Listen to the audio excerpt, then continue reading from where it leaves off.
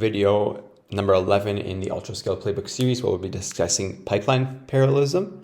In the tensor parallelism section, we saw that trying to scale tensor parallelism past the number of GPUs per single node, which is either 4 or 8 typically, hits a bandwidth that's called the internode connection, which is much slower than the intranode connection, which is with NVLink. And there's even a graph here which describes the decrease in bandwidth in certain communication primitives used in distributed GPU programming. And we can see that as the number of nodes increases, then there is a sharp decrease. So internode communication bandwidth measurements across different node counts showing the median lines and 95th to 95th percentile ranges for all reduce, all gather, and reduce scatter operations. Sequence and context parallelism can help for long sequences, but don't help much if the sequence length is not the root cause of our memory issues, but rather the size of the model itself. That is to say that with tensor parallelism, we run into the issue of the communication bandwidth between the different nodes. And then with sequence and context parallelism, it doesn't really account for a increasing model size, which is to say a model that is exceeding 70 billion parameters. And this means that the size of the weights alone can already push past the limits of the 4 to 8 GPUs on a single node. We can solve this issue, however, by summoning the fourth and last parallel dimension, which is pipeline parallelism, which is simple but powerful. What we do is we split our model's layers across multiple GPUs. And if we have 8 GPUs, we could put layers 1 to 4 on GPU 1, layers 5 to 8 on GPU 2, and this is a naive implementation. But we'll discuss the better ones, the more optimized implementations as well. And in this way, each GPU only needs to store and process a portion of the model's layers, significantly reducing the memory requirement per GPU. So let's see the effect of pipeline parallelism in action. But before that, this note on the side says that this technique may remind you of our discussion on the zero redundancy optimizer 3, where we split the model parameters across GPUs. And this will be compared in the 5D parallelism section. In a brief way, they're not the same, but this will be discussed later on. So this graph describes what happens when we have no parallelism for a 8 billion parameter model, which does not fit for any of the given sequence lengths, versus a 8 GPU setup where we're able to set up to fit probably up to 8,000 token context length. But one thing that you notice is the activations does not change. And this is because each GPU still needs to process the full batch of data, just with different layers. This is to say that the data is still passing through each GPU in its full state. So we're doing a full pass, but we're just splitting up the layers between GPUs, which means that the actual activations are not reduced at all. So there you have it. And this type of GPU to GPU layer to layer communication is a new type of pattern. Instead of communicating patterns like we did with 0-3 in data parallelism, we're now passing activation tensors sequentially. And that's just why it's called pipeline, because it's like we're passing the activations through a pipeline. So let's first begin with a simple example, which is called all forward, all backward. And the first GPU will take the first few layers, the second GPU will take the second part of the model, and so on. If you only have 2 GPUs, then it'll just be the first and second half. Therefore, the forward pass of our model simply involves sequentially passing the batch of data along the model and thus successively using each GPU. This is a good advantage because the bandwidth stays quite low as we're just sending activations between the GPUs, as opposed to communications in tensor parallelism, for example, which happen several times within each layer. In this instance, it's just happening between the layers. And in this case, we are worried though, because in this sequential manner of passing, in this example, the first quarter to the first GPU, second to the second, third, etc., we have a very high idle rate where at a given point, only one of the GPUs is being used at a specific time. So that's a 25%, or rather a 75% idle rate. And just to remind you, there are 16 layers. So each number here represents a layer and each GPU has a quarter of the layers. And we can quantify how efficient a pipeline setup is by looking at how much time we lose due to the bubble. And the bubble is essentially everything that's gray here. So let's say that the time for the forward pass and the time for the backward pass are the times, respectively. And this is for one micro batch and one stage of the pipeline. And furthermore, a simple assumption is to often have the time for the backward pass to be double the time for the forward pass, which is illustrated in the graph itself. And one thing worth noting is that if we could perfectly parallelize the process, the ideal total time would be the time taken for the forward pass plus the time taken for the backward pass, which is just the amount of time it takes if you have a single GPU. But on this graph, we can see that due to the pipeline bubble, there is an additional amount of time spent, which is idle, equal to the number of GPUs minus 1 times the total time taken for a forward backward pass, which is to say that at any given point, all of the GPUs except one are being idled. But do not worry, as there are many schemes which exist to reduce this idling time. And the first thing we'll check is splitting our batch into smaller bit-sized portions, which can be processed in parallel, like we did in data parallelism with gradient accumulation.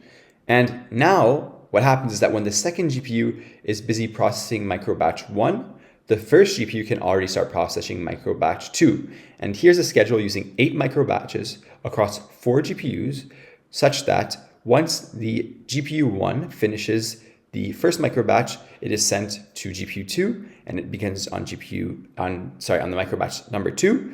And we have this sort of cascading effect, which is called all forward, all backward, because we do all forward passes and then only all backward passes afterwards. So this one training step here, and then the second training step here, saying that we start with the new microbatches 9 to 16, whereas the first one had microbatches 1 to 8. There is the implementation here in code if you're interested. And one thing worth noting is that before, the numbers in the diagram indicated the layer of the model, but now in all of the future plots, we're going to be referring to these as the microbatch. So I might have actually incorrectly stated this, but in this diagram, this is indicating the model. And since we only have one microbatch, this is indicating the layer. So there's a 16 layer network right here, and there's only one microbatch. So we don't need to specify the microbatches themselves. But since in this model, we have 8 microbatches, we need to know which are which. And furthermore, we don't know how many layers are in this model. We just assume that in this arbitrary one microbatch, that it's going through the entire layer. And we just assume that in one arbitrary microbatch, it would do a quarter of the size of the model. So for example, if we have a model which is 16 layers in total, then each GPU will do 4 of the layers of the model if it's distributed evenly. And here you have the formula of the amount of idle space. So who cares about how they derived it? All we can see is that the number of microbatches is in the denominator, meaning as we increase the number of microbatches, then the amount of idle GPUs will decrease. And as we increase the number of GPUs, well, the number of GPUs that are idle will increase, because if you just keep on adding GPUs, well, you're going to have to find work for them. If you consider the instance where the GPU is P equals 1, then the R bubble will be 1 minus 1, which is 0, because of course, if you have only one GPU, then it's being used 100% of the time.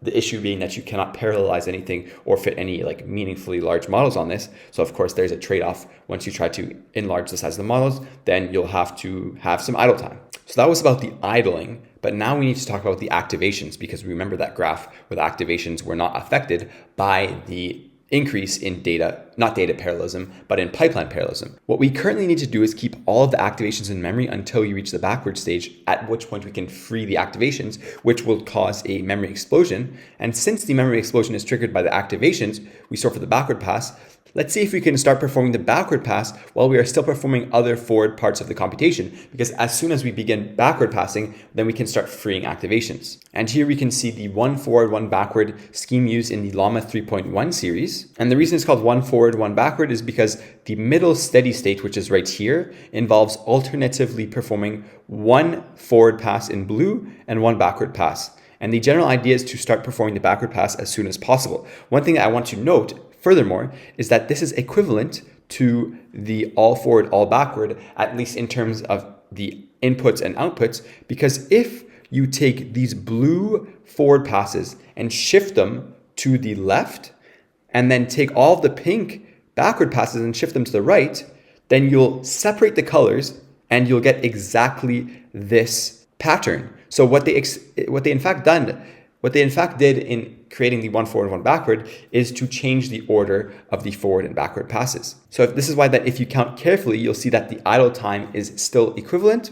However, we only need to store activations for P microbatches, where P is the number of GPUs instead of M, where M is the number of microbatches. This is because we only ever have 4 microbatches, in this case, since we have 4 GPUs in flight. And if a microbatch is in flight, this means that at least one forward pass has been conducted, but the backward passes have not or the last backward pass has not yet been completed. And because of this, we can reduce the activation memory explosion that we had in the all forward, all backward schedule. As a consequence, we can add more microbatches, which will then actually reduce the bubble because remember that the microbatch was in the denominator. But a major complexity of the setup, visible from the graph, is how forward and backward passes are not anymore cleanly sequential, but performed in parallel across devices and interleaved. This means we will have to schedule a switch from forward to backward passes independently on each device instead of in a simple and common central training loop as usual. This is one of the reasons implementing pipeline parallelism usually requires rather extensive modifications to training code as well as modeling code, which you can see here if you're interested. And just as a resource, this Simon Boehm article on pipeline parallel training is very useful. And just to confirm, when I talk about in flight, it means a microbatch is in flight if we performed at least one forward pass for it, but haven't completed all the backward passes yet. Here, let's look at how the one forward, one backward pipeline parallelism schedule scales in practice with some cluster benchmarks. On the left, we have the minimum amount of microbatches possible for a given amount of GPUs, which is the number of GPUs minus 1. Let's think together why this is the minimum amount. And of course, because it is the minimum amount, it has the worst performance, because if we remember, if M is really small, then the idle space will be really large. And if there's lots of idle space, then we'll have poor throughput. And if we had, for example, M equals P minus 2, which means that for 4 GPUs, for example, we would have 2 microbatches.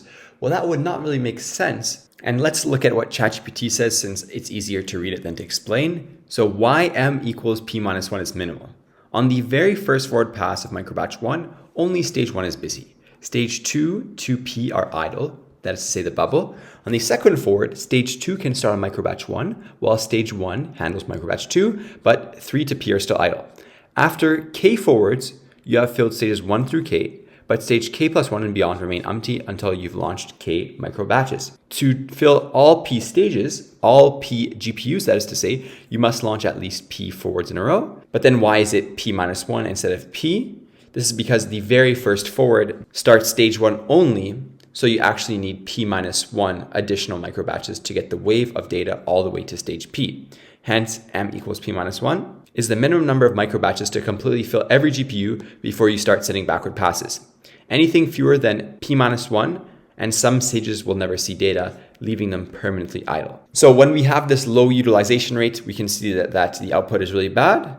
And then the right plot shows that using many more microbatches than the number of GPUs, which is to say that 32, much larger than the number of GPUs minus 1, helps improve the low number of GPU performance while still staying limited at very large degrees, which is to say that the throughput drops pretty massively. And in practice, it's not possible to arbitrarily increase the number of microbatches to maintain the ratio of M much larger than P minus 1, because if we keep on scaling M, then we'll surpass our target global batch size. Interestingly, at small number of microbatches, the performance only drops by 14% when scaling from one node, which is P equals 8, to two nodes, P equals 16. Actually, it's 16%, but anyways. And this is a much better scaling ratio than tensor parallelism, which typically sees around a 43% performance degradation in similar cross-node scenarios. This type of behavior when hitting the lower bandwidth internode network makes pipeline parallelism particularly attractive for distributed training across multiple nodes. While one forward, one backward significantly reduces our activation memory footprint, we see via this formula here that the bubble size, which is to say the idle time, is still proportional to the number of GPUs. So as we increase the number of GPUs, the idle time increases, which means that we're leaving them idle. And our next thought is how can we design an even smarter schedule to minimize this wasted computation time? So I'm splitting the pipeline parallelism into 2 parts because of its technicality. In the next stage, we'll be starting with interleaving stages and ending with the DeepSeek pipeline parallelism method.